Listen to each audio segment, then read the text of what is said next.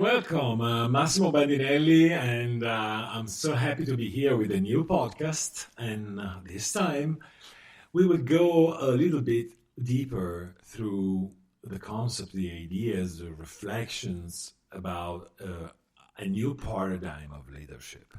As I have already said in the previous podcast, I really believe that a new way to demonstrate leadership during these times needs to be related to trust, compassion, stability, and hope.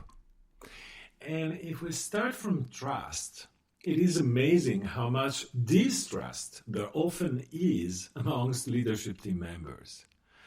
This is caused by the habits that we have in seeing each other from a mechanistic point of view, perceiving the other as a wheel or part of a machine with the same level of expectation as that of a machine.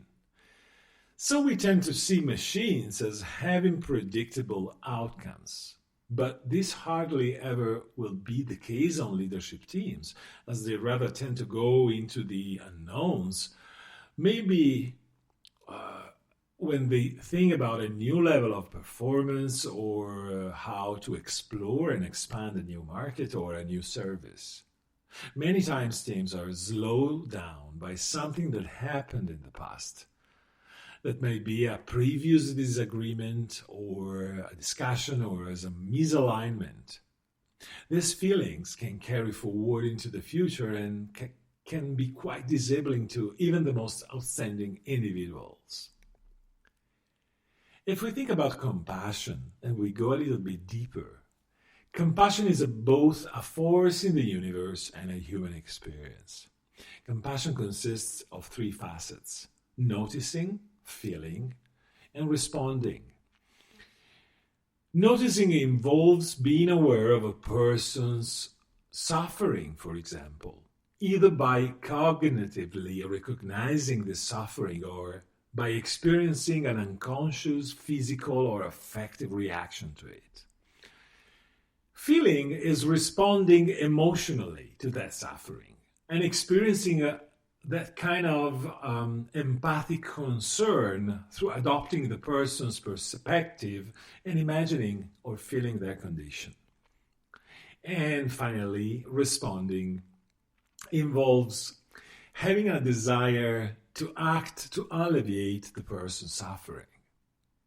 Compassion doesn't purely consist of affective and behavioral elements, but also may have cognitive components insofar as it involves being able to imagine and reason about a person's experiences. Thinking about stability, I would like to use the word stability in the unknown.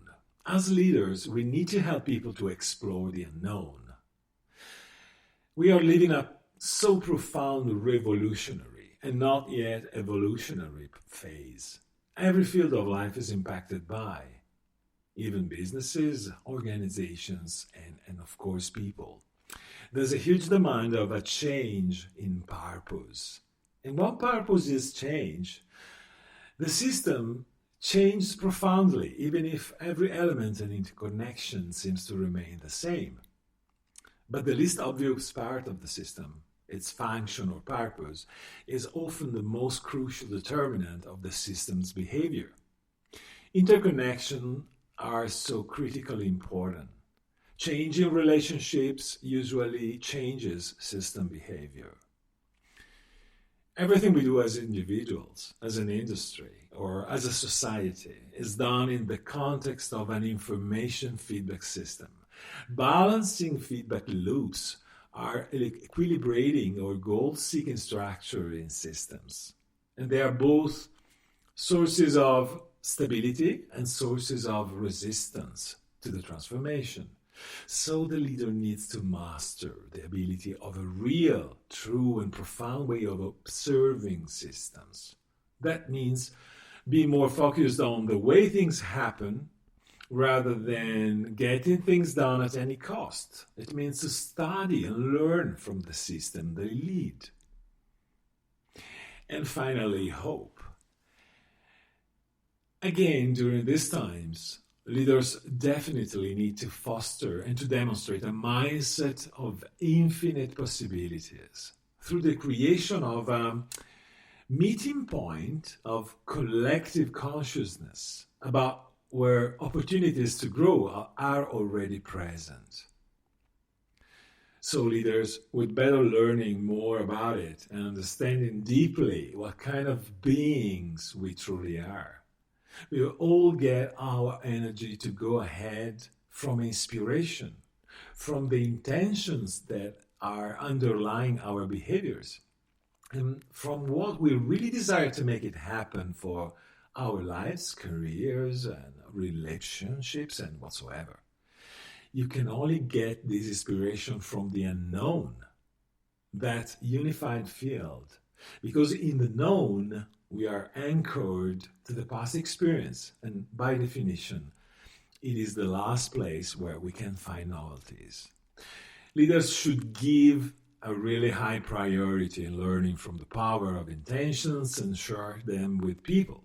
Responding to new challenges with a Newtonian approach or linear thinking is an unforgivable mistake.